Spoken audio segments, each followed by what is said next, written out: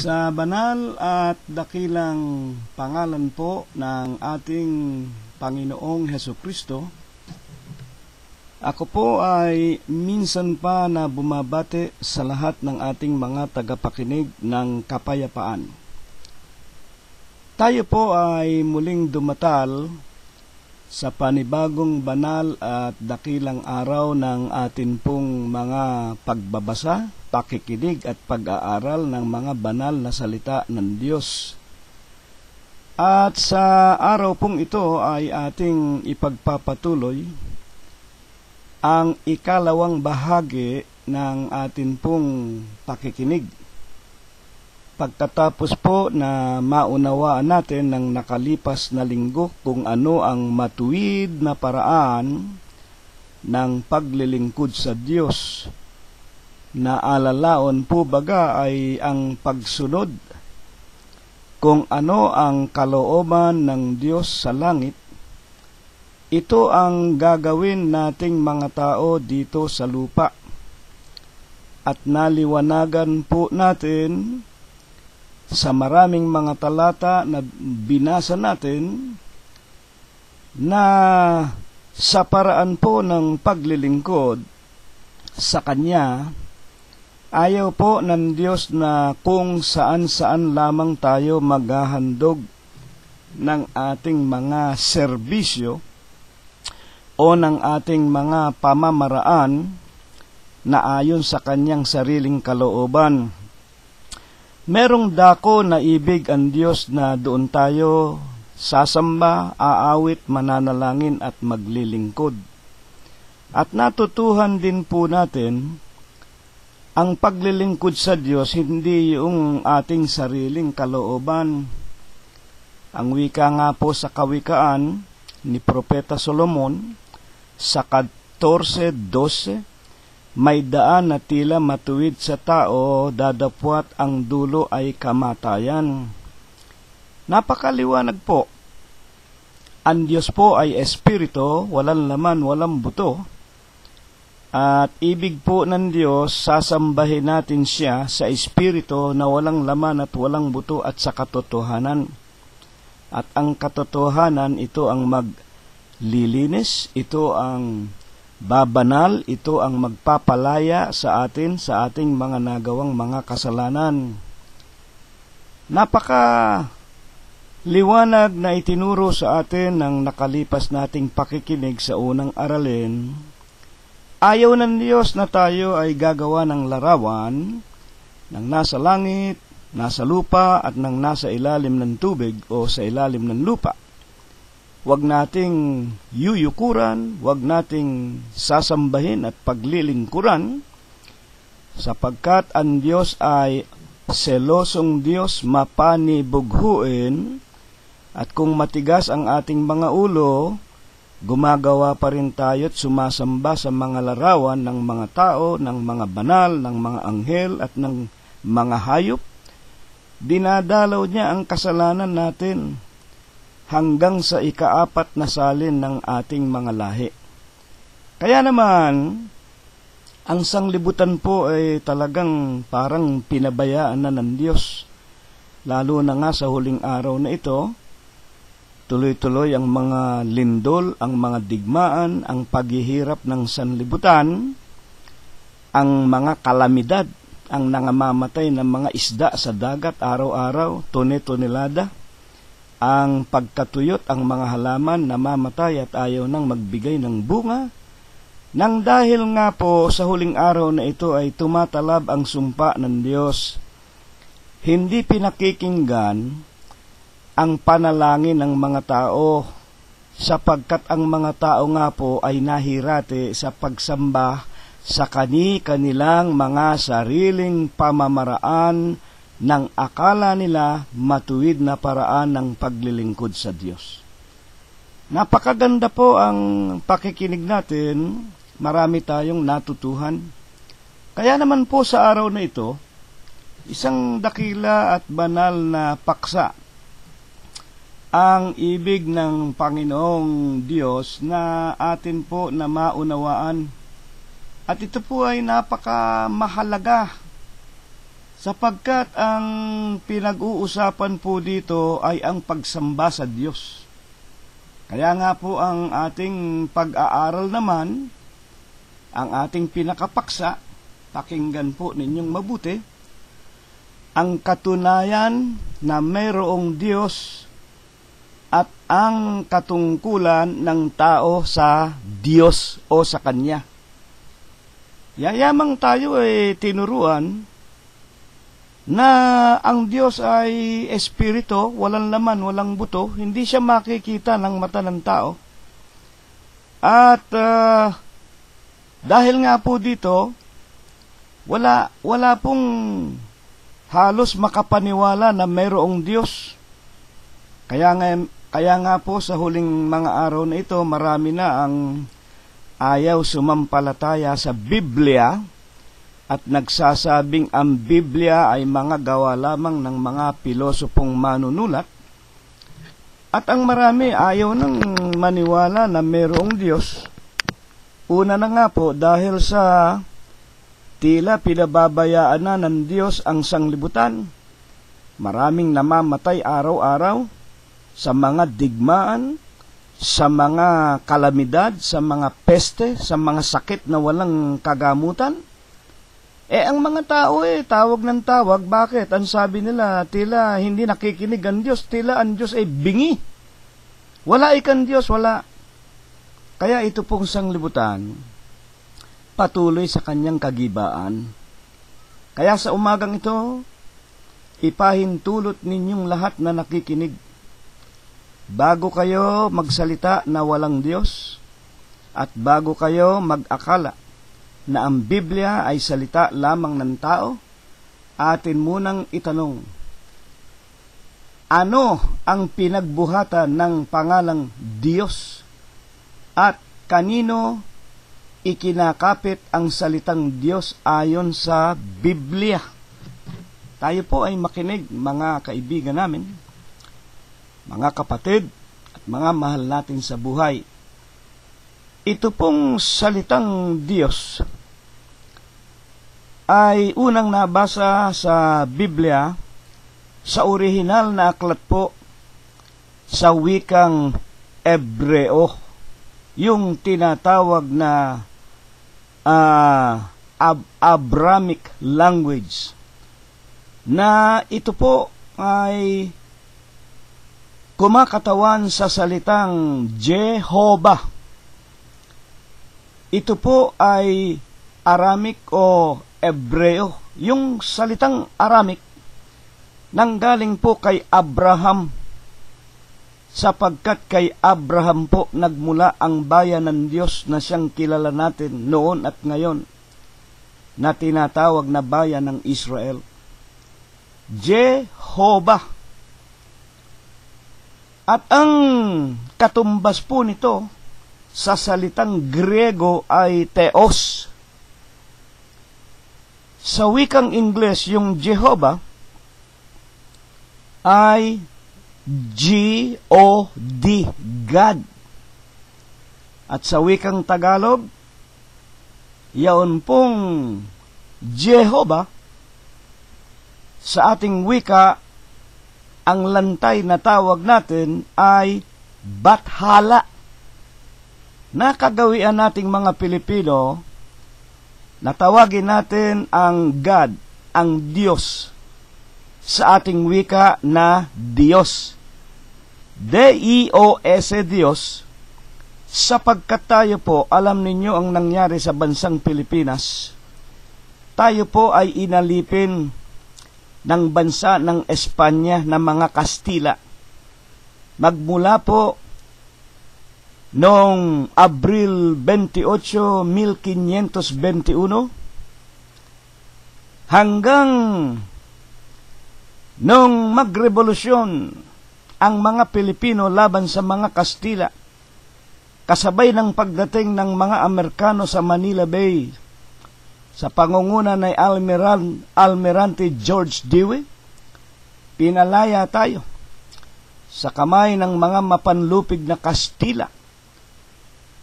Noon pong humigit kumulang 1,800 1896. Halos kasabay ng pagbaril kay Dr. Jose Rizal sa Luneta. Sa loob po ng halos 400 taon, tinuruan tayo ng mga ugali ng mga Kastila. Tinuruan tayo sa pamamagitan ng baril, ng espada, ng kanyon. Yung ating mga raha, yung ating mga sultan, pinayaka po sa relihiyon na hindi natin naiintindihan ang Katolisismo. At ang Biblia na ibinigay sa atin, Biblia na hindi natin naiintindihan sapagkat isinali nila sa tinatawag na Latin. Nang mga kapanahonang iyon, ay halos nagpapasimula pa po lamang ang tinatawag na Reformation. Sapagkat kasabay nga po ng pagkatuklas sa atin ni Magallanes 1521, isang taon muna, 1520, nagpasimula na si Martin Lutero, na isang pari mismo, isang monghe, na kanyang itala at ilagay sa pintuan ng Universidad ng Wittenberg sa Alemanya ang tinatawag na 9 na mga kasalanan at katampalasanan ng simbahang Katoliko. Ang ating paksa, mga magulang, yung pangalang Jehova sa atin ay bathala, Tagalog. Kaya nga lamang tayo na mihasa sa pagsasalita ng Diyos sapagkat tayo po napasa ilalim ng bansa ng Espanya na kanang kamay ng simbahang Katoliko noong araw hanggang ngayon. Mga magulang at mga kapatid, mga makapangyarihan pa sila, kung ang pag-uusapan ay relihiyon, namula tayo sa salitang banyaga na Diyos. Sa araw pong ito, yung salitang Jehova, yaon ay salitang Aramiko o salitang wika nga ay Ebreo, salita ng mga lantay ng mga Hudyo na nagmula sa angkan ni Abraham o sa tadyang ni Abraham. Sa Grego, Theos. Sa Ingles ay God, sa Tagalog, Bathala, at sa Aleman ay Gott, G-O-T. Ang tanong po natin ay ito, saan nga po baga ikinakapit ang salitang Jehova, Theos, Gott, God, Bathala, Diyos? Kanino lamang ito dapat na ikapit? Sa 4:24 po ng San Juan, buksan ninyo ang inyong mga Biblia. Ang Diyos ay Espiritu, at ang mga sa Kanya ay nagsisisamba, kinakailangan magsisamba sa Espiritu at sa katotohanan. Kanino po ikinakapit ang pangalan na Diyos? Sa isa pong Espiritu. Ano po baga ang ibig sabihin ng Espiritu? Ang Espiritu po, ang ibig lamang ituro ay isang bagay na walang laman at walang buto. Wala pong materya, Espiritu. Bibigyan ko po kayo ng halimbawa. Ang mga bagay na katulad po ng ating kinakain at iniinom, tulad po ng prutas, mensanas. Kapag kumakain tayo ng mensanas, natutuwa tayo kapag ang mensanas ay matamis. Matamis. Yun pong mensanas nakita natin, dadapwat, yun pong tamis hindi po natin nakikita. Sa makatwid, yung tamis, kaya lang natin nalamang matamis sapagkat nalasahan ang ating dila. Katulad po ng suka. Bakit natin nasasabi na mayroong suka? Yung sausawa natin sa pinirito, sa lamesa, sa pagkain tuwing kakain tayo. Naniniwala tayo mayroong suka. Meron ba namang nakakita ng tinatawag na espiritu ng suka? Ano ba ang suka? Maasim. Hindi po natin makikita yan. Kaya lamang tayo naniwala na mayroong suka sapagkat nakita natin yung tubig na wika nga maulap-ulap, cloudy, inilalagay ng nanay natin sa ating sausawan. At kapag nalasahan natin, suka natin. Suka nga.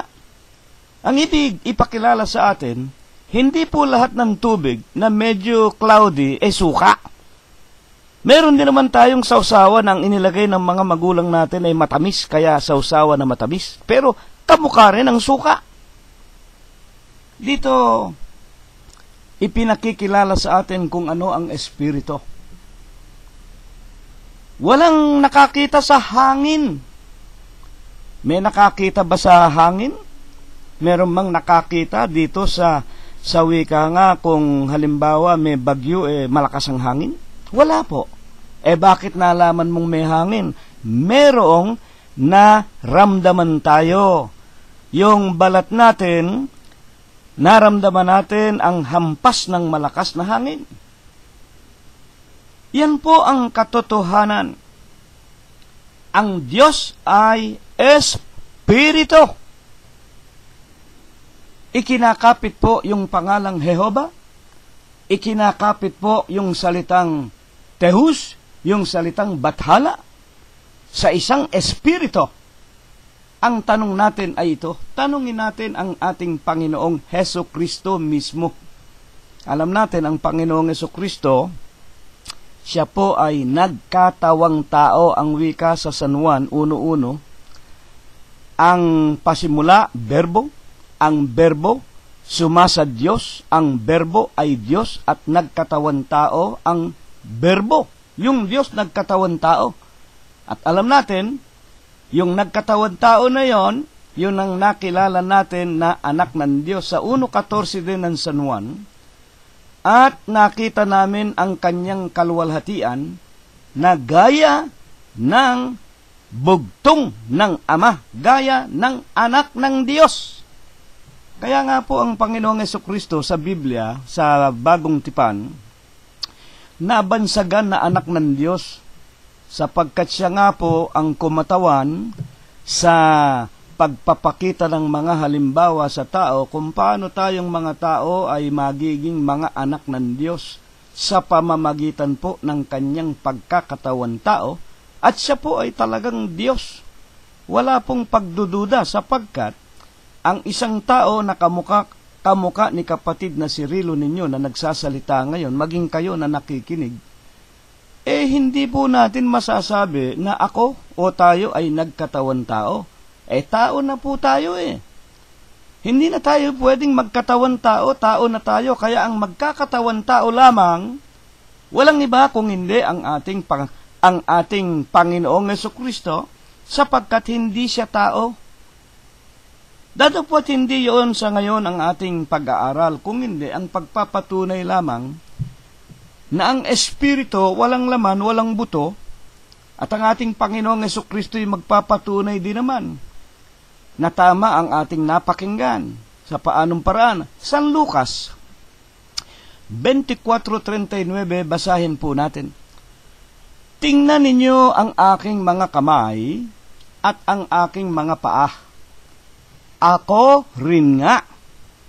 Hipuin ninyo ako at tignan, sapagkat ang isang espiritu walang laman at mga buto na gaya ng inyong nakikita na nasa akin.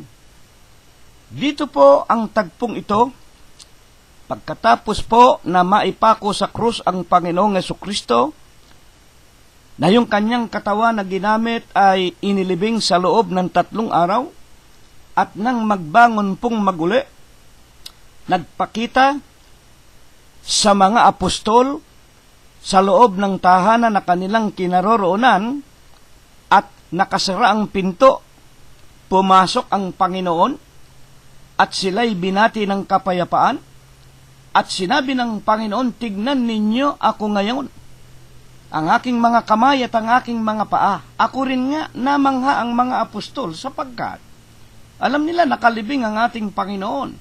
Bagaman sinabi sa kanila magbabangon siyang maguli. At dito ipinakikilala ng Panginoon, hipuin ninyo ako, tingnan ninyo. Ang ibig ituro ng Panginoon, ang isang espiritu, walang laman at walang buto, na gaya ng nakikita ninyo sa akin. Doon, nagsasaysay ang Panginoong Jesucristo na siya mismo ay Diyos at hindi tao, at siya po ay mayroong kapangyarihang magpakita sa ibig niyang pagpakitaan. At ang kinukuha natin dito, ang espiritu ay walang laman at walang buto. Ngayon, paano ipinakikilala ng mga banal na kasulatan na ang isang Diyos na espiritu ay makapangyarihan at magagawa niya na siya'y magpakita kung papaanong ibig niyang magpakita? Buksan natin ang aklat ng Henesis sa kanya pong 17:1. Mahigit kumulang po na mga 3,000 taon bago nagkatawan tao ang ating Panginoong Jesucristo. Ganito po ang sinasabi. At nang si Abram, ang pangalan po ni Abraham noon ay Abram pa lamang, A-B-R-A-M. At nang si Abram ay may 9 na taon, ay napakita ang Panginoon kay Abram. At sa kanya ay nagsabi, ako ang Panginoon na makapangyarihan sa lahat. Lumakad ka sa harap ko, magpakasakdal, magpakabanal ka. Anong napakinggan natin? May nagpakita kay Abraham.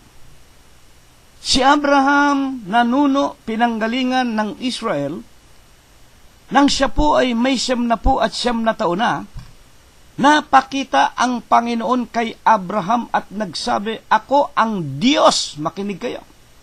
Ako ang Diyos, nagpakita. Yung Diyos na espiritu, walang laman, walang buto. Ako ang Diyos na makapangyarihan sa lahat. Lumakad ka sa harap ko at magpakasakdal ka. At kanyang sinabi, mga magulang at mga kapatid, ako ang Diyos. Ulitin natin, ako ang Diyos. Yung espiritu, walang laman at walang buto, hindi makikita ng mata ng sino mang tao, magagawa niya magpakita sa kanino man na ibig niyang pagpakitaan. At sa pagkakataong ito nga, nagpakita na tulad sa isang anyo ng isang lalaki. Sa 17:1, mga iginagalang na mga kapatid, at nagsabi sa harap ng lalaking si Abram, ako ang Panginoon mong Diyos. Lumakad ka sa harapan ko at magpakasakdal ka. Sa makatuwid, yung Diyos na Espiritu ay tunay na makapangyarihan po. Makapagpapakita siya kahit na kanino, kahit na kailan, kahit na nung libu-libong taon ang nakaraan, kahit na ngayon sa huling araw, kung gusto niyang magpakita sa akin, magpakita sa inyo, magpakita kung kanino man, magagawa nino ng Diyos. Sapagkat siya po ay hindi tao, siya po ay Diyos na makapangyarihan sa lahat. Paano pa? Ipinakikilala at pinatutunayan ng Biblia na pwede siyang magpakita na kahit na nga sa anong kaparaanan. Ituloy natin. Kapanahon na naman ng lalaking si Moses sa kanyang Exodus 33:20. Umigit kumulang mga 1,000 taon bago nagkatawan tao ang Panginoong Jesucristo, ng pagkakataong inilalabas ng Diyos ang kanyang bansa ng Israel sa pagkaalipin sa loob ng 400 taon sa Ehipsyo, katulad ng pagkaalipin sa atin ng pamahalaan ng Espanya sa loob ng halos 400 taon. Ang mga Israelita naging alipin din po 400 years under the domain of a Gentile nation na sumasamba sa mga larawan sa Ehipto. At sa Exodus nga 33:20, sa pagkakataong inilalabas na ng Diyos ang kanyang mga anak sa pamamagitan ni Moses, tingnan ninyo ang kaparaan ng ginawa ng Panginoon Diyos kung papaano siya napakita kay Moses. At kanyang sinabi, 33:20, sinabi ng Panginoon at kanyang sinabi kay Moses, hindi mo makikita ang aking mukha, sapagkat hindi maaaring makita ako ng tao at mabuhay. Dito, ito po ang pagkakataon na ang lalaking si Moses pinagpakitaan ng Diyos ng mga kaarawan niya na siya po ay nag-aalaga ng mga tupa ng kanyang biyanan na si Jethro. Ang kinukuha muna natin yung may kinaalaman sa ating paksaho kung paanong paraan nagpakita ang Diyos kay Moses at nakipag-usap sa kanya. At doon nga po sa tinatawag na desierto, isang gabi habang inaalagaan ni Moses ang mga tupahan ng kanyang biyanan na si Jethro, ay nakakita siya ng maliwanag na nagliliyab na punong kahoy doon po sa tinatawag na bundok ng Horeb. At sa kanyang pag-uusisa, pinanik niya. At nakita niya, kung kayo ay magbabasa, ibig po ng Panginoon Diyos, magbabasa rin kayo. Huwag kayong aasa lamang sa akin. Baka niloloko ko kayo. Kaya huwag ninyong pagtiwalaan kahit na ako. Pagtiwalaan ninyo, yung natutuhan ninyo, napakinggan, inusisa ninyo, binasa ninyo sa Biblia. Para kayo maging matatalino rin at ito rin ituro ninyo sa mga asawa ninyo, sa mga anak ninyo, sa mga mahal ninyo sa buhay muna. Charity begins at home. Para sila man magkaroon ng kaligtasan, makarating sa langit. At sinabi nga ng Diyos, hubarin mo ang iyong tsinelas, sapagkat ang dakong ito ay banal. Yung bundok naroon, yung naglalagablab na apo, na punong kahoy na hindi nasusupok. At sinabi nga ng Diyos, hindi mo makikita ang aking muka. Kaya nagpakita ang Diyos sa pamamagitan ng isang punong kahoy na naglalagablab. Sabi sa makatwid, kung ibig niyang magpakita sa pamamagitan ng isang punong kahoy na naglalagablab, magagawa po ng Diyos yun. Wala pong imposible sa Diyos. Bakit kailangan mag-disguise ang Diyos? Sapagkat hindi mo makikita ang aking muka. Bakit? Sapagkat hindi maaaring makita ako ng tao at mabuhay. Makita mo ang mukha ng Diyos, mamamatay ka pala. Ayan, yan po'y katotohanan. At sa 21, sinabi ng Panginoon narito, may isang dako sa tabi ko at ikaw ay tatayo sa ibabaw ng batong iyan.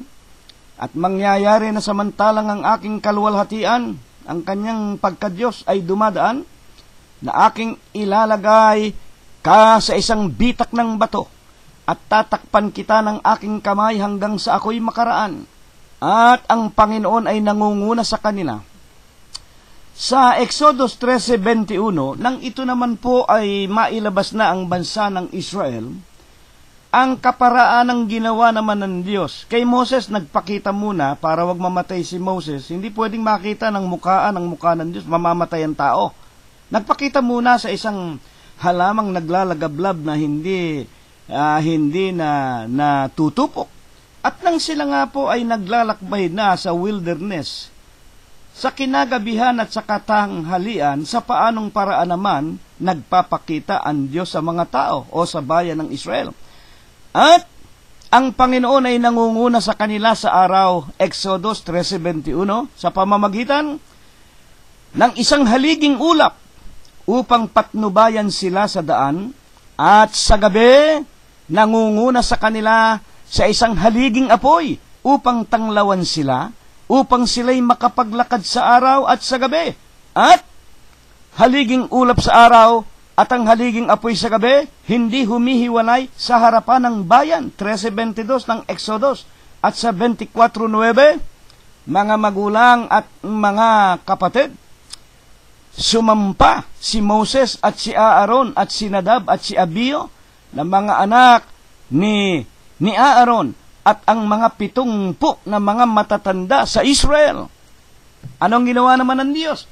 At kanilang nakita ang Diyos ng Israel at mayroon sa ilalim, eto po, napakita na, gumawa ng paraan ang Diyos na magpakita na sa buong sangbahayan ni Israel sa pamamagitan ng matatanda sa bansa ng Israel, 70 matatanda. Gayon din, ang mga tinatawag na mga pinunong saserdote na tulad po ni Aaron, ni Moses, ni Nadab at ni Abiho. At kanilang nakita ang Diyos ng Israel. Sa paanong paraan? Tulad po sa isang tao, meron sa ilalim ng kanyang mga paa, parang tao nga, may paa na parang isang yaring lapag na batong safiro, at paris din ng langit sa kalwalhatian, at sa mga mahal na tao, sa mga anak ni Israel. Hindi niya ipinatong ang kanyang mga kamay, at sila'y tumingin sa Diyos, at kumain at uminom, mga magulang at mga kapatid, ang bansa ng Israel, habang nakatingin sila sa Diyos. Sa makatwid, ang Panginoong Diyos, ang Espiritu, walang laman, walang buto, hindi makikita ng sino mang mga tao kung ibig niyang magpakita. Sa iba't ibang paraan magagawa niya, napakita bilang punong kahoy na naglalagablab na hindi natutupok kay Moses. Hindi pwedeng makita ng mukhaan kung ayaw niya, mamamatay ang tao. Dadapwat ng kanyang loobin. Nagpakita na siya. Nakita na siya ng kanyang bansa ng Israel. Nakatulad sa isang tao, may mga paa, mga magulang, natural, may ulo, may kamay, may paa, may mata, at ang kanyang tuntungan ay napakaluwalhati. Parang bato na sapirong maningning sa kaluwalhatian na katulad ng kalangitan. Mga iginagalang na tagapakinig, dito'y nagpapatunay na walang bagay na imposible sa Diyos na Espiritu na tinatawag nating Jehova, tinatawag nating Diyos, tinatawag nating Bathala. Kung ibig niyang maging haliging ulap sa katanghaliang tapat sa desyerto, para ang kanyang mga anak na mga Israelita ay huwag masunog sa init ng katanghaliang tapat, ng init ng araw, tulad siya ng isang payong, na isang tinatawag na malapad na payong na ulap, para hindi mainitan ang kanyang mga anak sa katanghalian, at sa gabi habang sila'y naglalakad patungo sa lupaing ipinapangako sa kanila na binubukala ng pulot at ng gata. Ang Panginoon Diyos naman ay katulad sa isang apoy na haligi, nagbibigay ng liwanag sa kanila upang sila'y wag madapa, wag matisod, wag silang mapindakanan sa kanilang patuloy na pagsunod at paglakad sa Panginoon. Yan po ang ipinakikilala ng mga banal na kasulatan. Kung ano ang tinatawag na Diyos, yun po'y Espiritu. Walang laman, walang buto. Pero kung ibig niyang magpakita, nawangis ng isang tao, kamukha po nang magpakita siya, sa pamamagitan ng kanyang pagkakatawan tao, ang wika nga ng Panginoon, ako rin. Ang ibig lang sabihin ng Panginoong Jesucristo, ako rin nga ang Espiritu, walang laman, walang buto, hipuin ninyo. Hipuin ninyo ang butas ng pako sa aking mga kamay. Hipuin ninyo ang aking tagaliran. Ang butas ng pako sa aking mga paa. Ako rin nga ang ibig sabihin ng Panginoon. Siya rin si Jehova. Siya rin ang Diyos. Na walang bagay na hindi niya pwedeng gawin. At nagpakita nga po siya hanggang maganap ang 40 araw. Sa makatwid, naliwanagan po natin na ang Panginoong Diyos, bagaman Espiritong tunay na tunay, walang laman at walang buto, magagawa niyang mukhang tao, magagawa niyang maghalaman na nasusunog na hindi natutupok, magagawa niyang tulad sa isang payong na malaking malaki na ulap na tatakip sa kanyang mga anak kung katanghali ang tapat upang ingatan sila sa init ng araw. Magagawa ng Diyos na maging haliging apoy sa kinagabihan sa kadiliman upang ang mga anak niya'y magkaroon ng kaliwanagan. Ngayon ang ating susunod na katanungan, ano-ano po ang mga attributos atributo. Yung atributo, alam po ninyo ang ating Tagalog, wala po tayo sa pagiging purong Tagalog sapagkat maraming salita na hindi natin pwedeng mailipat sa Tagalog. Yung pong attributos, ang isang salita lang na malapit-lapit na masasabi natin ay tinatawag na likas. Ano-ano nga po baga ang likas na taglay ng Diyos na Espiritu? Maliwanag po. Baka man hindi perpekto yung Tagalog natin, syempre hahanap tayo ng pinakamalapit. Yung attributo sa English, yun po ang natured. Ano ba ang kalikasan? Ano bang likas ng Diyos? Kamukha nating mga tao. Ang mga tao, likas na ano? Ang mga tao, likas na masasama. Ang mga tao, likas na mga sinungaling. Ang mga tao, likas na mga mapakiapid, mapangalo niya. Ang mga tao, likas sa pag-ibig sa sarili. Huwag kayong magagalit sa akin. Totoo naman yan. Sino sa atin ang hindi nakapagsinungaling? Kaya likas. Ngayon, ang Diyos naman. Ano-ano ang likas ng Diyos na taglay niya? Ano-ano ang likas na taglay ng Diyos na Espiritu? Basahin natin. Una, ano ang unang kalikasan ng Diyos? San Juan. Unang Juan 4:8. Ang hindi umiibig ay hindi nakakakilala sa Diyos. Makinig kayo mabuti, para marami kayong matutuhan. Ang hindi umiibig ay hindi nakakakilala sa Diyos.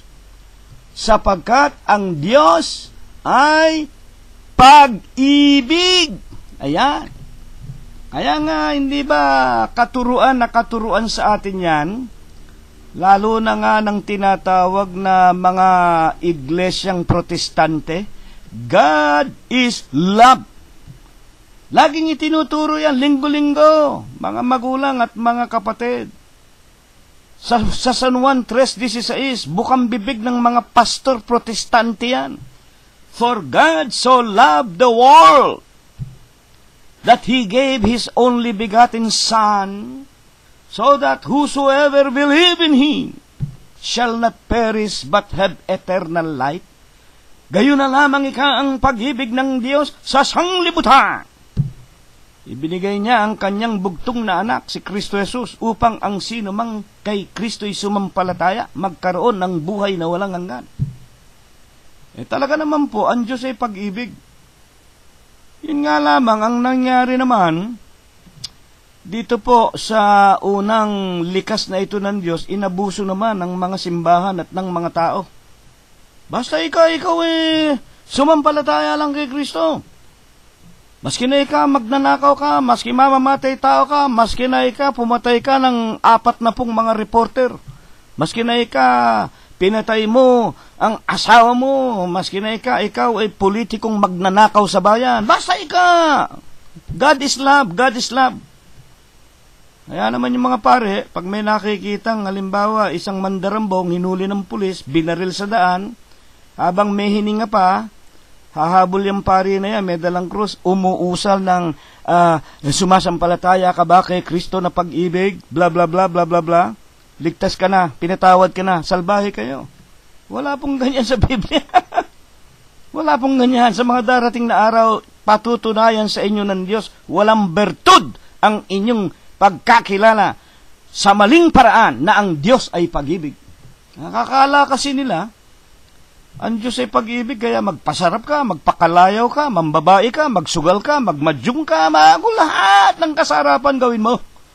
Basta bago ka mamatay, tumawag ka kay Kristo. Christ is love. Si Kristo, pag-ibig. Ayan. Ano pa ang ipinakikilala ng Diyos na kalikasan ng Diyos? Napakinggan natin kanina, sinabi kay Abram, ako ang Diyos na makapangyarihan sa lahat. Naliwanagan natin ang salitang makapangyarihan sa lahat. Ito po ang Diyos, ito ang Jehova, ito ang Bathala, ito ang lumalang ng langit, ng lupa at ng lahat ng mga bagay. Napakinggan natin pwedeng magkatawan tao. Napakinggan natin pwedeng magkatawan na punong kahoy, pwedeng magkatawan na ulap, pwedeng magkatawan ng tinatawag na haliging apoy. At pwedeng magpakitang tulad nating may kamay, may paa, may ulo, na maluwalhati. mga tagapakinig, kababasa lamang natin. Sa makatwid, ang Diyos ay pag-ibig. Ang Diyos ay makapangyarihan sa lahat. At sa 32:27 ng Jeremias, basahin ninyo, naririto, ako ang Panginoon, ninyong Diyos ang makapangyarihan sa lahat. Merong anumang bagay ba na totoong mahirap sa akin? Walang bagay na imposible sa Kanya. Kaya dapat makilala muna ninyo ang Diyos. Makilala natin na bukod sa siya'y pag-ibig, ang Diyos ang pinakamakapangyarihan sa lahat. Walang bagay na imposible. Ano naman ang ikatatlo na atributo o likas ng Diyos? Kawikaan 2:6. Sapagkat ang Panginoon ay nagbibigay ng karunungan, sa kanyang bibig nang gagaling ang kaalaman at kaunawaan. Ang Diyos po ay puno, pinanggagalingan ng karunungan. Kaya nga, kawikaan ng mga tao, God is wisdom. Ang Diyos po karunungan. Kahit na po anong dunong ng isang tao. Halimbawa, si Albert Einstein, nung panahon niya, walang makakaabot sa kanyang kaalaman. Si Einstein ang nakatuklas ng theory of relativity. At kabalintunaan naman, it is a paradox.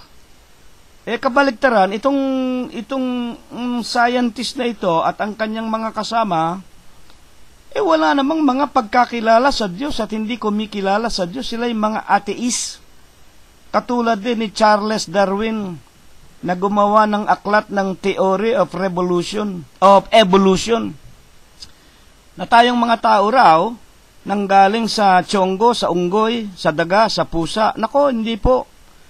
Ngayon pa lang sinasabi ko na sa inyo, mga magulang at mga kapatid, kung kayo naniniwala dyan, maghunos dili kayo, layasan na ninyo, baka meron kayong samahan na nagtuturo ng ganyan, o kung kayo naman nag-aaral, estudyante kayo at tinuturo yan, kung hindi nyo kayang labanan yan, manahimik na lang kayo, wag na lang ninyong tanggapin yan theory of evolution, sapagkat yan dadalhin kayo kay Satanas, sapagkat si Satanas kalaban ng Diyos. Hindi po ako nanggaling sa tiyonggo, sa unggoy. Kung gusto ninyo na kayo, mga anak ng unggoy at ng gorilya, kayo na lang.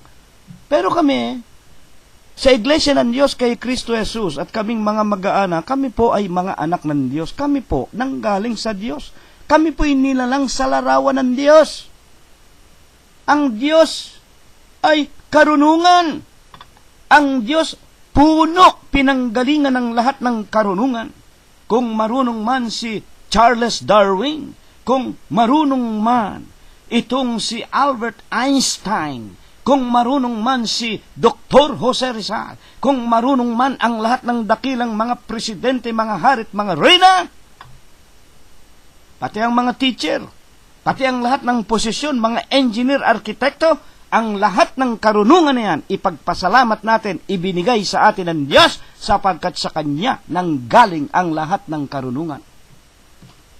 Kailangan makilala ninyo na hindi dahil sa inyong sarili, kaya kayo naging scientist, naging arkitekto, naging doktor, naging abogado. Hindi! Sa Kanya nagmumula ang karunungan. Sa Kanya nanggagaling. Bakit? Ang Diyos ay karunungan. Sa salitang Latin, God is omnisciente. Kaya nga doon ang galing salitang scientist, science, karunungan. At yung salitang ang Diyos ay pag-ibig sa Latin, omni amor. At yung makapangyarihan sa lahat sa Latin, mga magulang, omnipotente. Yung salitang omni, pinaka.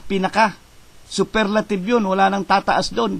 Kaya nga ang Diyos ay omni amore, pag-ibig. Ang Diyos ay omnipotente, pinakamakapangyarihan sa lahat. Ang Diyos ay omnisciente, pinakamarunong. Sa Kanya nanggaling ang lahat ng karunungan ng lahat ng nilalang sa lupa. At ano ang katapus-tapusan ng likas ng Diyos? Jeremias 9:24. Kundi magmapuri sa ganito ang lumuluwalhati na kanyang nauunawa. Makinig tayo mabuti, ho. Pag sinabing lumuluwalhati, sumasambat sa Diyos. Magmapuri tayo sa Diyos. Sa ating mga pagsamba, ang ibig sabihin ni Jeremias, na ano? Na ating nauunawa. Ang alin? At kanyang nakikilala ako, ang wika ng Diyos. Na nakikilala ninyo ako. Ang sabi ng Diyos sa pamamagitan ni Jeremias, nakilala na natin ngayon sa araw at oras na ito, nagsasalita si Cirilo Gonzales, nakikilala na natin ang Diyos. Ang Diyos ay pag-ibig, ang Diyos makapangyarihan sa lahat, ang Diyos ang puno ng karunungan. Ano pa? Ang pinakaapat, na ako ang Panginoon, ang Diyos, na nagsasagawa sa lupa ng kagandahang loob, alin yan? Kahatulan at katwiran, sapagkat sa mga bagay na ito ay nalulugod ako, sabi ng Panginoon. Alin yan? Ang ikaapat na atributo, ang ikaapat na kalikasan ng Diyos, omne justitia, ang Diyos ay katarungan. Pinakamakatarungan sa lahat. Sa ganito, nakikilala ninyo ako, na ako ang Panginoon na nagsasagawa sa lupa ng kagandahang loob. Alin ang kagandahang loob? Kahatulan at ang katwiran. Sa makatwid, ang tanong po natin ay ito, paano pinatutunayan ng Santong Sulat na siya nga ang Diyos na katarungan, justice, justisya? Sa Apokalipsis 22:12, sa mga hindi nakakaalam, sa mga bagong tagapakinig kung ano yung Apokalipsis, sa English po, Revelation. Ang ibig lang sabihin ng Revelation, sa wikang English yun, sa Tagalog, pagpapahayag. Yung Apokalipsis salitang Griego yun Apokalipsis, pagpapahayag. At kung ano inihahayag ng aklat ng Apokalipsis, yung mga nangyari nung una, yung kasalukuyang nangyayari ngayon, at yung darating na mangyayari pa. Ano sinasabi at patunay ng Apokalipsis o ng paghahayag na talagang ang Diyos ay katarungan? Narito, 22:12. Ako'y madaling pumaparito at ang aking gantimpala ay nasa akin upang bigyan ng kagandihan ang bawat isa ayon sa kanyang mga gawa. Ano po, napakinggan natin? Dumarating ang Panginoong Jesucristo. Nagmamadali. Ang tinutukoy niya yung second coming na kung saan hahatulan niya ang lahat ng mga tao. Paano ipinakikilalang siya nga ay katwiran? Hahatulan niya ang lahat ng tao ayon sa kanilang ginampanan, ayon sa ginawa ng tao.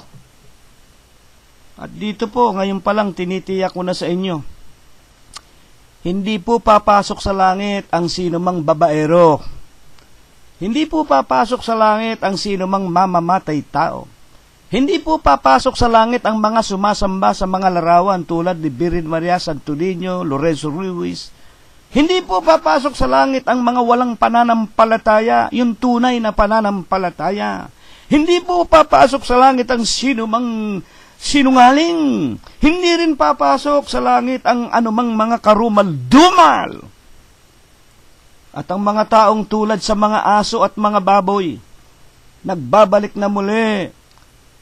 Ang aso sa kanyang sariling suka, bumabalik na muli ang mga baboy sa putik na kanilang pinanggalingan. Ang mga tao na pabalik-balik sa kasalanan. Kahit na sabihin mong iglesia ka na nga ng Diyos kay Kristo Jesus, kahit na sabihin mong miyembro ka ng katawan ni Kristo, kahit na sabihin mong nagpabautismo ka sa pangalan ng Ama, ng Anak at ng Espiritu Santo, na siyang iglesia ng Diyos kay Kristo Jesus, na pagkatapos na maliwanagan, pagkatapos na nilinis ka na, pagkatapos na binigyan ka ng pagkakataon ng Diyos, bumalik ka na naman sa pagmamadyong, sa pambababae, sa pagkakasino, sa pagmumura, sa wika, sari-saring mga kasamaan. Hindi papasok sa langit. Ang Diyos ay katarungan. Hindi kayo makakapasok. Kung anong ginawa ng tao, yan ang sinasabi natin, kawikaang mga Pilipino. Kung ano ay tinanim, siya rin nating aanihin. At ang ating Panginoong Jesucristo, siya mismo nagsabi, kung ano ang itanim ng tao, yun din ang aanihin. Kung nagtanim tayo ng kasamaan sa lupa, sama rin ang mamanahin natin sa Kanya. 21:8 ng Apokalipsis, dagat-dagatan, nagniningas na apoy at asupre. Ito ang ikalawang kamatayan. Sangayon sa mga propeta na tulad po ni Propeta Isaias, sa 30:18, basahin po ninyo, ganito ang sinasabi tungkol sa Diyos sa kanyang pagiging wika nga hostisya. Omni hostisya.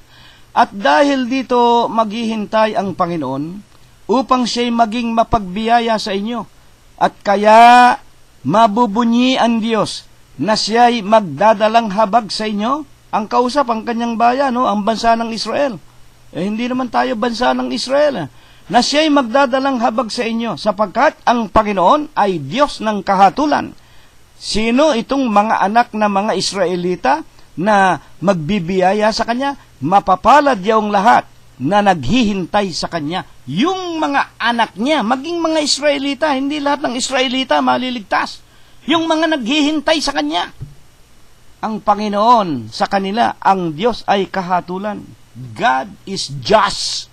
God is justice, makatarungan. Yung mga naghihintay na yan, sino ba yan? Yan ang mga naghihintay na habang nagsisipaghintay gumagawa ng kabanalan. Sila ang naghihintay na merong pagkatakot sa Diyos. Sila ang naghihintay na kumikilalang ang Diyos na Espiritu, bagaman walang laman, walang buto, ay kaya niyang magpakita sapagkat siya ang pinakamakapangyarihan sa lahat. At dahil dito, mga magulang, ang mga taong itong naghihintay sa Diyos, naghihintay na nag-iingat na huwag madumihan ang kanilang mga damit, na huwag silang madaya ng mga bulaang iglesia, bulaang Kristo, na sila ay nangananampalataya sa pamamagitan ng isang pananampalatayang hindi paimbabaw at umiibig sa Diyos ng buong puso, ng buong lakas, at umiibig sa kanilang mga kapwa sapagkat ang Diyos ay pag-ibig at marurunong. Habang nagsisipaghintay sapagkat binigyan sila ng Diyos ng karunungan, karunungang panglangit, hindi karunungang panglupa.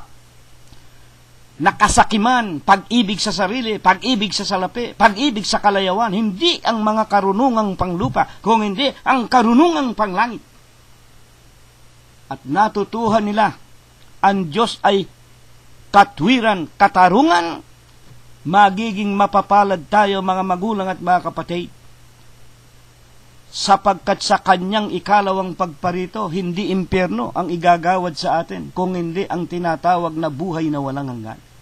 Meron pa bang ipinakikilala sa atin ng Diyos tungkol naman sa mga kapanahunan ng mga apostol na katulad po ni San Pablo, tungkol sa pananaw, kalakaran ng mga tao sa huling araw na ito? Mga magulang at mga kapatid, sa huling araw na ito ang pinag-uusapan tungkol sa pagkakilala ng maraming mga tao tungkol sa Diyos. Basahin natin sa kanyang Romanos 1:20, ano po ang itinuturo ng mga apostol na katulad ni Pablo tungkol po sa ating pinag-aaralan. Sapagkat ang mga bagay niya na hindi nakikita, buhat pa ng lalangin ang sanglibutan. Putulin ko muna. Ang mga bagay niya na hindi nakikita, ang mga bagay ng Diyos. Bakit niya makikita? Ang Diyos Espiritu, walang laman at walang buto. Ang mga bagay niya na hindi nakikita, yung kanyang pagka-Diyos, hindi natin nakita Hindi natin nakikita nung araw na ang Diyos pala ay pag-ibig. Hindi ko nakikita nung araw na ang Diyos pala ay makapangyarihan sa lahat. Hindi ko nakikita ang Diyos. Hindi ko nakikilala, hindi ko nakikita ang isang espiritu. Lalo na nga't hindi ko nakikilala ang Diyos na siya pala ay puno ng karunungan at ang Diyos pala ay puno ng tinatawag na katwiran. Paano lang natin makikita ang pagka-Diyos ng Diyos? Sapagkat ang mga bagay niyang hindi nakikita, buhat pa ng lalangin ang sanglibutan, ay nakikitang maliwanag sa pagkatanto sa pamamagitan ng mga bagay na ginawa niya. Ayan, sa pamamagitan ng mga bagay na ginawa niya. Ano bang ginawa ng Diyos? Genesis 1:1, basahin ninyo. Nang pasimula ay kadiliman, at ang kadiliman ay suma sa ibabaw ng lahat at ng lahat suma sa ibabaw ng lupa. At sinabi ng Diyos, magkaroon ng kaliwanagan, magkaroon ng tanglaw sa langit, yung araw, sun, S-U-N. At nakita ng Diyos mabuti dahil nang magkaroon ng kaliwanagan, nagkaroon ng ilaw. At pagkatapos sinabi ng Diyos, magkaroon ng lupa, ng sanlibutan. Nagkaroon ng sanlibutan. Mahiwalay ang lupa sa tubig, nahiwalay. Nagkaroon ng ilog, nagkaroon ng dagat. Bukala ng mga dagat at mga tubig ng mga isda. At ang lupain ay magkaroon ng mga hayop, mga hayupan, sari-saring hayop, ibon. Mga tinatawag na mga baka, mga kambing, mga tupa. Lahat ng hayop, salita lang ng Diyos. At magkaroon ng mga punong kahoy, nagkaroon ng mga punong kahoy, ng mga halaman, maganda. At nasulat ang lahat ng ginawa ng Diyos sa pamamagitan ng kanyang salita. Mga magulang ay nayaring lahat at mabubuti. Ang wika sa ating pag-aaral ayon kay Pablo, ang kanyang pagka-Diyos buhat pa ng una na hindi natin nakikita, ay nakikitang maliwanag. Nakikita natin ang karunungan ng Diyos sa pamamagitan ng paglalang niya sa tinatawag na araw, ng bituin, ng buwan, na naglibibigay ng tanglaw na kaliwanagan sa katanghaliang tapat at sa kinagabihan ang buwan at ang mga kukuti-kutitap na mga bituin. Yan ay nakita nating kapangyarihan ng Diyos, sinalita lang nangyari. Nakita natin ang karunungan ng Diyos. Nakita natin sa pamamagitan ng kanyang mga nilalang kung paanong ang lahat ng kanyang nilalang. Mga magulang, nakita mo ang katalinuhan ng Diyos tulad nga nating mga tao sa atin na lamang gawin nating halimbawa. Talagang perpekto ang Diyos sa karunungan, perpektong inhinyero. Nang lalangin tayo, anong ginawa ng Diyos? Nilalang tayo. Kalarawan ng Diyos. Kung ano ang Diyos sa kanyang sarili, tulad nating mga tao, may ulo, may kamay, may paa, may mata, may nakakakita, nakakahipo. Na tulad nating mga tao, sapagkat tayo nilalang mula sa alabok, kinapal ang alabok, inanyuan, kalarawan ng Diyos.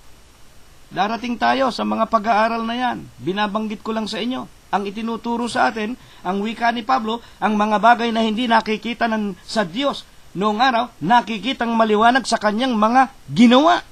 Paano natin makikita ang karunungan ng Diyos sa ating mga tao? Hindi tayo nilalang na, hindi tayo nilalang na salita lang, magkaroon ng tao, hindi. Basahin ninyo Genesis. Ang Diyos bumaba sa langit, humipo ang kanyang kamay ng putik, ginawa na kanyang larawan. Parang ang Diyos ay parang eskultor. At pagkatapos po, hindi tayo ginawang isang kapal na putik lamang, na pagulong-gulong na bilog, parang bola ng bilyar. Hindi po. Anong ginawa sa atin?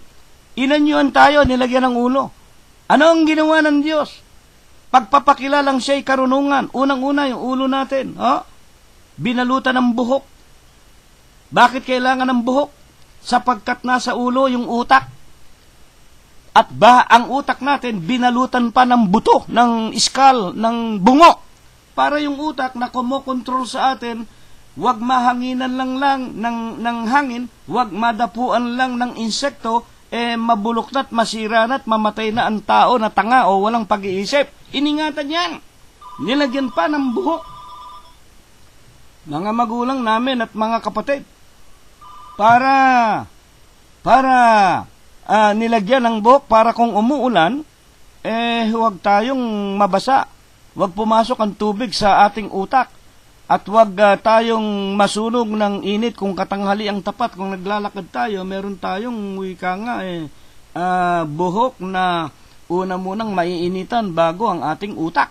Binigyan tayo ng mata para huwag tayong madapa sa ating paglakad. Binigyan tayo ng ilong para maamoy natin kung anong ating kinakain, kung ano ang mga bagay na nasa palibot natin. Binigyan tayo ng bibig para makapagsalita ng katotohanan.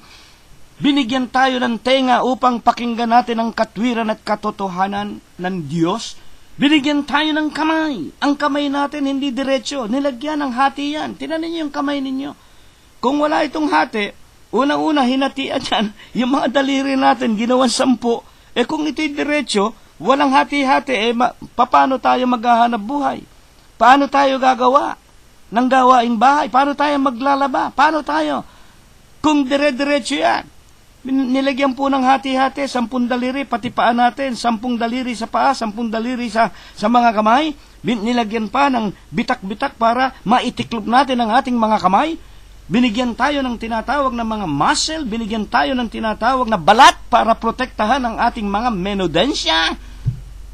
Ang Diyos ay Diyos ng karunungan. Diyos yan ng karunungan at ibig kong malaman ninyo, bago nilalang ang tao, nilalang muna ang alin? Ang kakainin, nilalang muna ang tinatawag na mga isda, mga halaman, mga gulay, mga punong kahoy, mga prutas, mga hayop para may makain tayo. Napakaganda po. Ang Diyos po ay makikilala natin sa lahat ng mga bagay na kanyang ginawa. Nakikitang maliwanag ang wika ni Pablo. Kaya nga ting nakikita ninyo yung araw, nakikita ninyo ang kapangyarihan ng Diyos. Isang halimbawa, paano natin makikita ang kapangyarihan ng Diyos? Yun daw araw, sabi ng mga scientists, yun daw po 3 billion o 2 billion years na raw yan. At ang sabi ng mga scientists na walang pagkakilala sa Diyos sapagkat hindi naniniwala sa Diyos, ang sanglibutan daw ay bunga lang ng dahilan, cause and effect. Kaya raw nagkaroon ng tao, ito raw mga planeta nung araw na mga buntala na lumilipad sa kalawakan, meron daw 2 malalaking buntala nagbungguan. Yung tinatawag nila na friction daw, yung pagbubungguan ng mga planeta, nagkaroon daw ng friction at sumabog, nagkahiwa-hiwalay at yung bang kanilang pagbubungguan, pinagmulan daw ng oxygen, ng nitrogen, ng atoms, nagsama-sama, nagkaroon ng tubig, yung tubig nagkaroon ng kiti, yung kiti unti-unti na develop through mutation, naging wika nga unang-una naging palaka, tadpole, naging butete, tapos naging palaka, naging daga, naging wika nga naging kung ano-ano, hanggang sa dumating daw ang panahon, naging unggoy, naging gorilla at naging tao. Ay hindi ko po tatanggapin niya, wala sa Biblia yan. Yan ang sinasabi ni San Pablo rin sa Titus 1:14, ang payo niya kay Tito, na huwag kayong mga kinig, una-una sa mga aral ng mga Hudyo at sa utos ng mga tao na sinsay sa katotohanan. At alam ba ninyo, yung mga scientist na yan, lalo na nga yan si Albert Einstein, yan Hudyo Yan mga Hudyo. Ito kasama sa huling araw Huwag nating pakikinggan yung mga teorya ng mga Hudyo na yan. Mga anak ng Diyos yan. Kaya nga isinumpa na ng Diyos ang kanyang bansa ng Israel. Kaya nga ang pagpapala at ang buhay na walang hanggan, inalis na sa kanila, ibinigay na sa ating mga hintil. Mapag-aaralan natin yan sa darating na mga araw. Datapot ngayon, ipinakikilala sa atin mga magulang at mga kapatid. Makikilala natin ang walang hanggang kapangyarihan ng Diyos sa mga bagay na kanyang ginawa. Kaya nga, kung sinasabi man ng mga scientists, walang mangyayari kung walang dahilan. Cause and effect. Kung sinasabi ng mga matatalinong mga tao, ang lahat ng bagay ay bunga lamang ng dahilan. Tatanungin ko kayo ng mga scientists, kung bunga lamang ng dahilan, alam ba ninyo ibig sabihin ng bunga ng dahilan? Walang bagay na mangyayari kung walang dahilan. Tayo raw mga tao, ang dahilan nga raw, kaya naging tao, yung theory of evolution, ng magbungguan ang 2 malalaking planeta. Ngayon, kung ang pag-uusapan natin, sa pamamagitan ng mga bagay na nilalang ng Diyos, makikilala natin ang kanyang kapangyarihan. Ito nga po yung araw, yung nagbibigay ng kaliwanagan sa universe. Kung sinasabi nilang cause and effect, dahilan lamang, ang tulad po ng araw ay walang iniwan po kung ang pag-uusapan natin tiyuri o haka-haka ng tao, tulad lang po ng posporo, ng kandila at ng lighter. Bakit po nagsisindi ang posporo? Yung posporo na nasa kapirasong tangkay na kahoy. Pag kiniskis mo yung dulo nun, may nitrate yun, may nitrate. Pag kiniskis mo yun sa kiskisan, nagliliyab po yung nitrate, nagiging apoy. Yan po apoy yan, hindi mamamatayan. Kapag naubos na yung nitrate, nasunog na, ang magpapatuloy ng pagliyab, yung kanyang gatong, alin yung gatong, yung kahoy ng posporo. Dadapat pag nawala na, nasunog na lahat yung kahoy ng posporo, patay na naman ang ilaw, wala na naman, dilim na naman. Katulad ng kandila. Kaya umiilaw ang kandila, meron pang gatong, cause and effect. Ang dahilan po ng apoy, merong langis. Yung langis na kinukuha sa mga balyena. Yung mga taba ng mga hayop, ginagawang pangparingas yan. Halimbawa, gas, yung langis. Mga magulang, pag naubos na yung gas, pag naubos na yung gatong, wala na, dilim na uli. Kung totoo, ang karunungan ng mga tao, ng mga pantas, ng mga scientists, na ang lahat ng bagay, bunga lamang ng cause and effect, bakit hanggang ngayon nagliliyab pa ang dinamukal na araw sa kalangitan? Kung sinasabi ninyong 2 bilyong taon na yan mahigit, bakit hanggang ngayon nagliliyab pa? Kung totoo yung cause and effect, sino ang naglalagay ng gasolina doon para magliyab? Sino ang naglalagay ng tambak-tambak na nitrate, posporo para magpatuloy ang kaliwanagan sa ating mga tao at sa buong universo, kalawakan ng kalangitan? Hindi po nila maipapaliwanag iyan. Bakit? Mali ang cause and effect. Sa ating mga tao, totoo yun. Ito nga, posporo, sinabi na natin kanina. Talagang pag naubos yung gatong, madilim na naman. Pero, yun pong karunungan ng Diyos, hindi po cause and effect yun. Yun po ang kapangyarihan ng Diyos. Makikitang maliwanag ang wika sa Romanos 1:20 sa pamamagitan ng mga bagay na ginawa niya na katulad ng araw. Makikita natin maging ang kanyang walang hanggang kapangyarihan at ang kanyang pagka-Diyos. Bakit ginawa ng Diyos ang mga bagay na yan? Para ipakilala sa atin na siya nga ang gumawa ng mga bagay na yan at walang sino pa mang iba. Upang tayo, walang maidahilan. 1:20 ng Romanos, basahin po ninyo. Kaya nga sa pamamagitan ng mga ginawa, nakikilala natin ang Diyos pinakamakapangyarihan sa lahat, walang imposible. Sa pamamagitan ng kanyang mga ginawa, makikita natin ang pag-ibig ng Diyos. Una na nga sa ating mga tao, ginawa muna ang lahat ng ating kakainin, ang mga halaman, ang mga isda, ang mga ibon, ang lahat ng kakainin natin. At nang maihanda na, dahil iniibig tayo ng Diyos, sa laki ng pag-ibig niya, nilalang tayo kalarawan niya mismo. Hindi tayo tsonggo, hindi unggoy. Huwag kayong makinig dyan sa mga turo, mga aral ng mga Hudyo at ng mga tao na yan. Hindi tayo nilalang.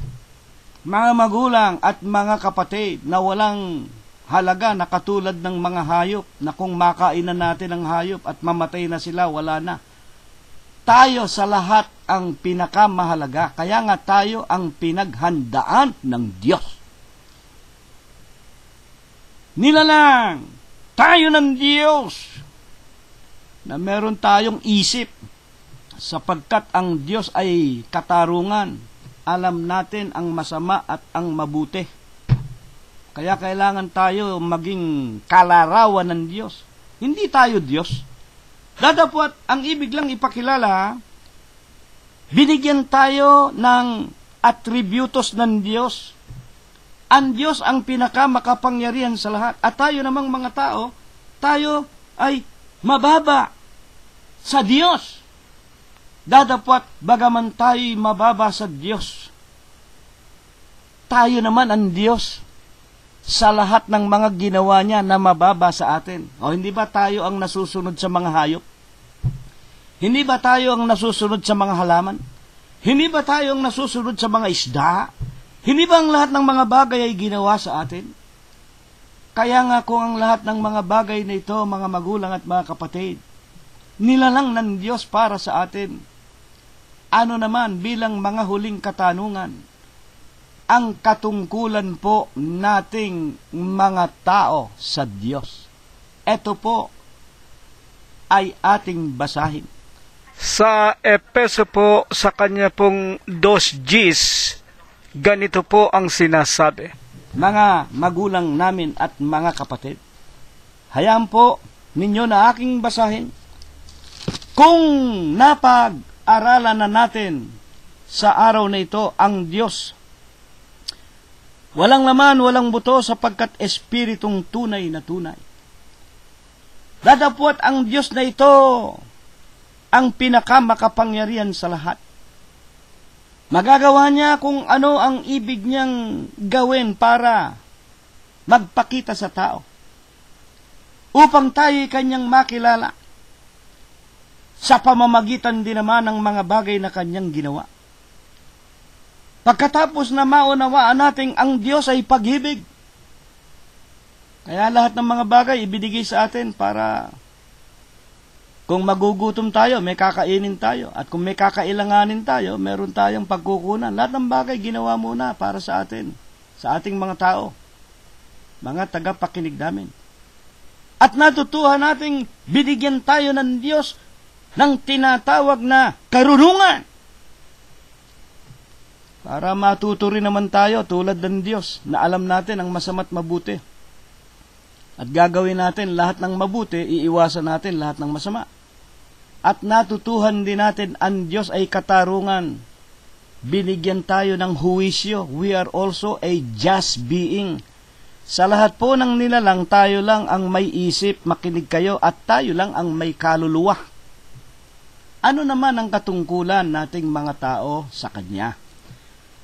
Basahin po natin una-una, ganito po, at aking babasahin. 2:10. Sapagkat tayo ay kanyang gawa. Tayo po ay ginawa ng Diyos.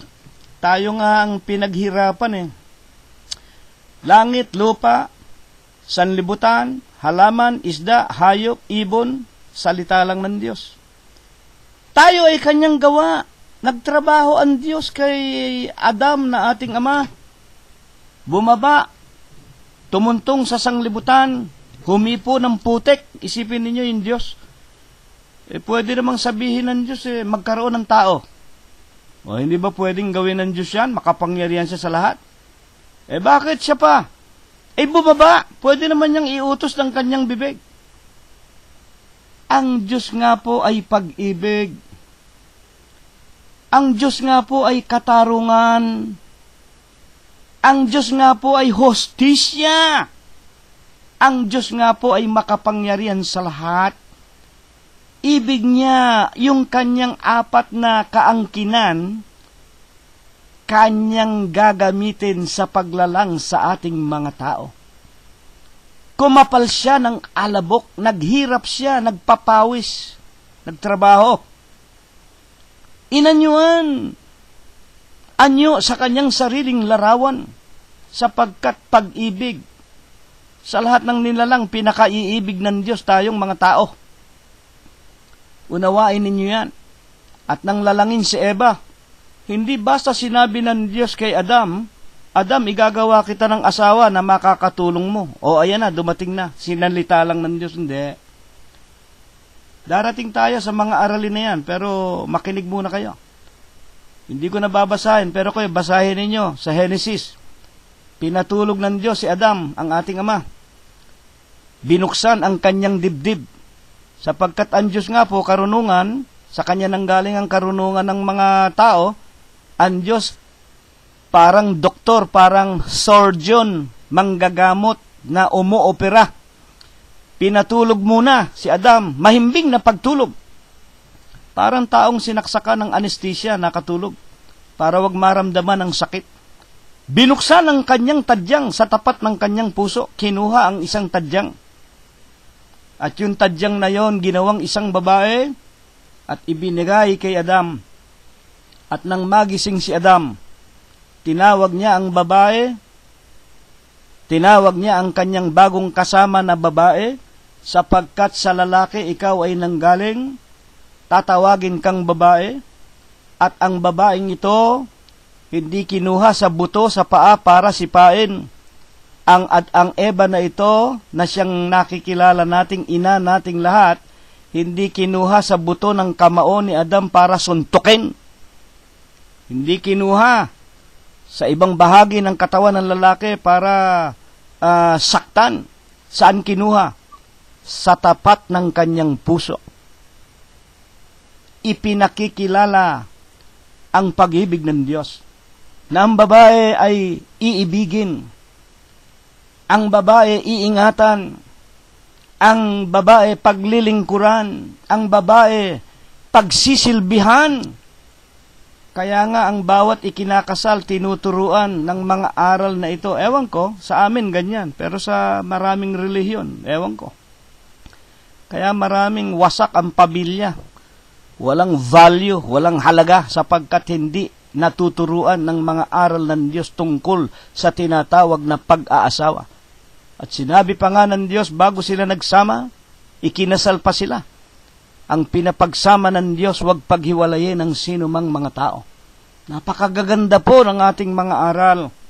Sa paglalang sa ating mga magulang, nagpakilala sa atin ang Diyos sa lahat ng kanyang likas, kapangyarihan, makapangyarihan, pag-ibig, karunungan, katarungan. Mga kapatid, kaya nga, tayo'y kanyang gawa nang maihanda na ang lahat. Pati si Eva na nagawa na makakatulong ng ating ama na si Adam, sapagkat tayo ay kanyang gawa na nilalang. Ayan, ano naman ang dahilan? At nilalang tayo sa huling araw, lalo na nga, nilalang kay Kristo Jesus para sa mabubuting gawa na mga inihanda ng Diyos ng una upang siya nating lakaran.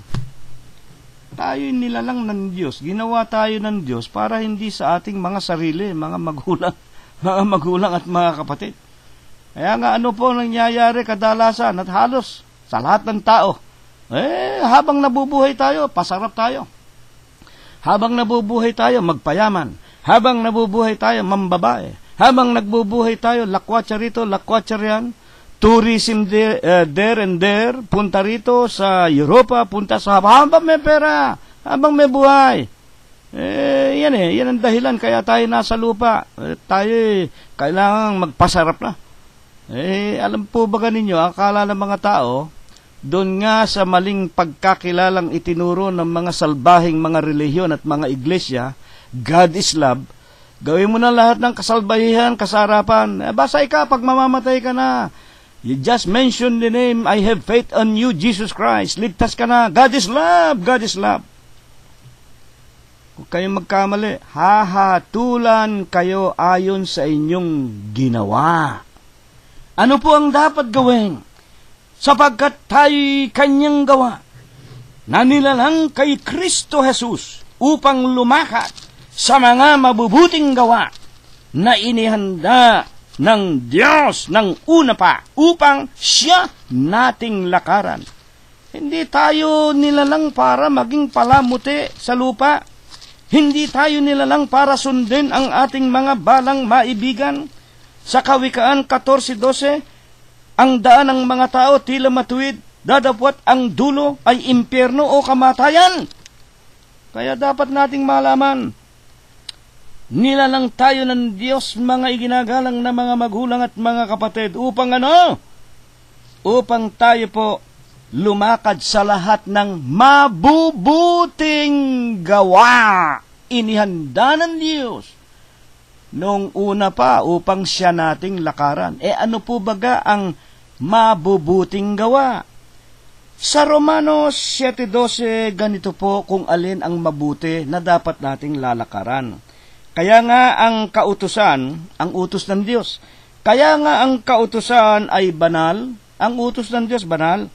Ang utos ng Diyos ay banal, matuwid, at mabuti.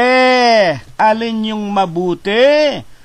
Na nilalang ng Diyos bago pa tayo, inihanda ng Diyos. Ginawa tayo ng Diyos para kay Kristo Jesus, para lumakad sa mabubuti na na mga utos ng Diyos na banal, utos ng Diyos na mabuti, inihanda niya, lalakaran natin. Ito ang dahilan kung bakit ang tao ay nilalang ng Diyos. Kung nilalang ng Diyos ang araw para magbigay ng kaliwanagan sa araw, kung nilalang ng Diyos ang buwan at mga bituin para magbigay ng kaliwanagan sa atin sa hating gabi, kung nilalang ang mga isda sa dagat, ang mga prutas, ang mga halaman, ang mga punong kahoy, ang mga ibon, ang mga tinatawag na mga baka, mga tupa, mga kambing at lahat ng mga hayop para ating kainin na inihanda muna ng Diyos. Para sa ating mga tao, tayo namang tao, nilalang ng Diyos para naman sa Diyos. Sa paanong paraan? Gagawa, lalakad tayo sa lahat ng mga kautusan ng Diyos. Kaya nga po sa Ecclesiastes 12:13, pagkatapos na mapakinggan natin ang araling ito, narito ang lahat ng mga bagay ay narinig. Ano ang narinig na natin? Ang Diyos na Espiritu, walang laman, walang buto, hindi makikita ng tao. Siya po ang pinakamakapangyarihan sa lahat. Ang Diyos ang puno ng pag-ibig. Ang Diyos ang puno ng karunungan. Ang Diyos ang puno ng katarungan. At pwede siyang magpakita. Nakikita ninyo ngayon ang Diyos sa pamamagitan ng lahat ng mga bagay na ginawa niya.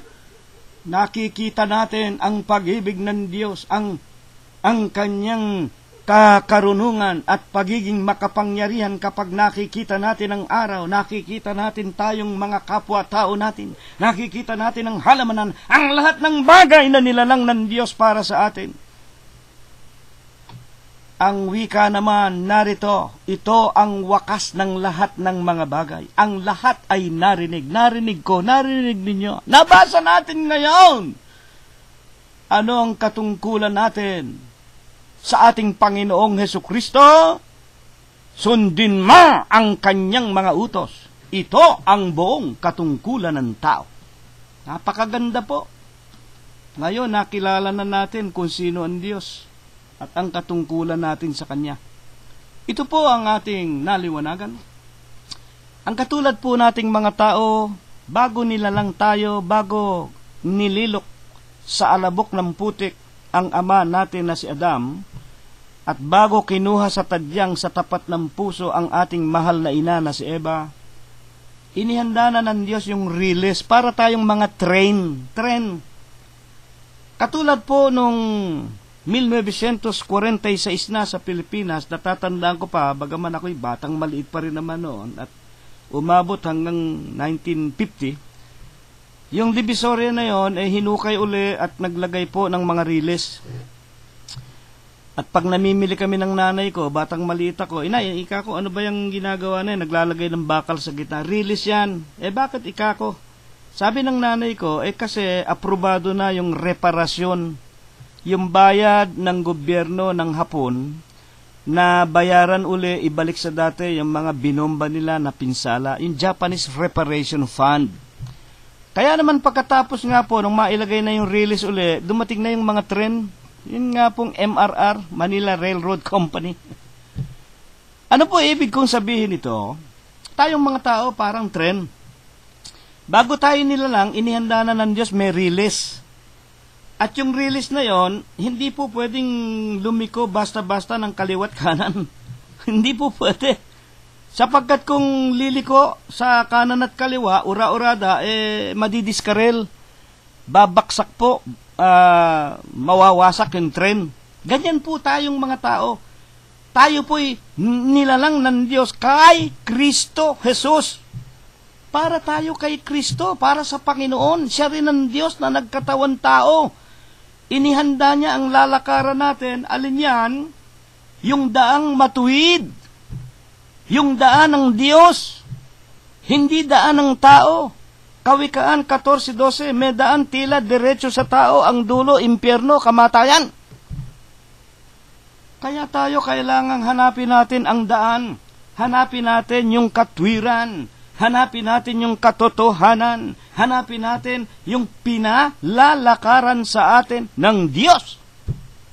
At kung alin nga po ang daan na yan, kung alin yung release na yan, siya nating mapapakinggan sa mga darating pa nating mga pag-aaral, kung binubuhay pa at loloobin ng Diyos na tayo po ay muling magkakasama-sama sa ganito man lamang na mga pamamaraan. Ito nawa ang ipagpala, ito nawa ang ibasbas sa atin ng Diyos hanggang sa darating na ikatlo na ating pag-aaral ng Biblia. Pagpalain nawa tayo ng Panginoon magmula ngayon, magpakai kailanman. Amen. Salamat po sa inyong mga pakikinig.